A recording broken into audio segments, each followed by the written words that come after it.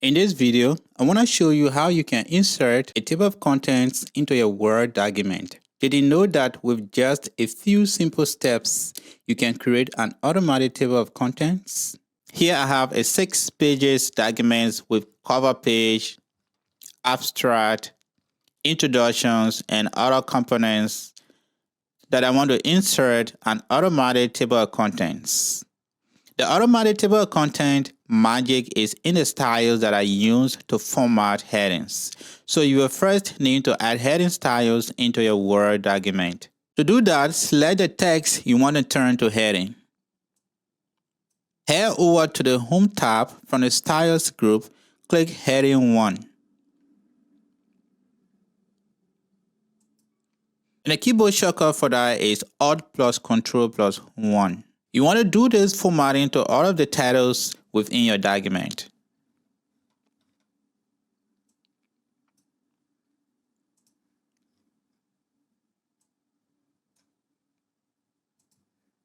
If you need more levels in your table of content, that's where the rest of the heading styles come in handy. Mark subheadings in your document with heading 2, lower level headings with heading 3, and so on. So this is going to be heading 2. Give me a moment, let me format the entire document.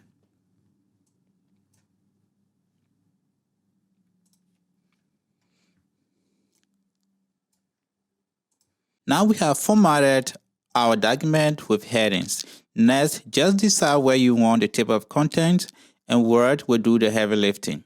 We want the table of content to be right here. To make life much easier, we're going to insert a blank page. To do that, go to the Insert tab and click on Blank Page.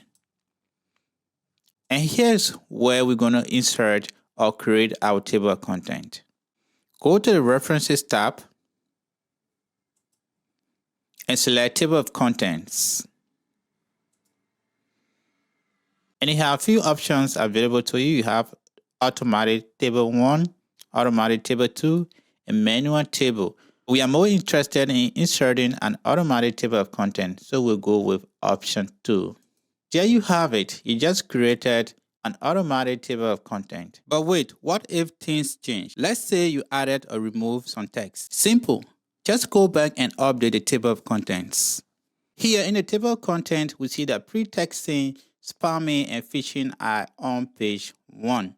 But technically, if we go through the document, because I just added some text, we see that spamming, phishing, and pre-texting are now on page 2. So we have to update that within the table of content. To do that, head over to the table of content, click anywhere in it, then click Update Table. And click OK, saying we only want to update the page numbers. And now you see that the page number have been updated. Let's say we added additional text with headings. With that, you want to select Update Entire Table instead of Update Page Numbers only, since more than the page numbers changed. So we'll go ahead and update the table again because I just added additional text with headings. Update Table. And we want to update the entire table. Click OK. Now Word knows that the paragraph that was added has a heading and includes it in the table of content. Now you see this was not part of the table of content, but now Word has included within the table of content. You can also change the dot leader to an underline. To do that, go on the References tab, click Table of Contents. And then near the bottom, click Custom Table of Contents. From the list of tab leaders, options, select Long, last choice in the list. And click OK. When you are prompted to replace the table of contents, click Yes.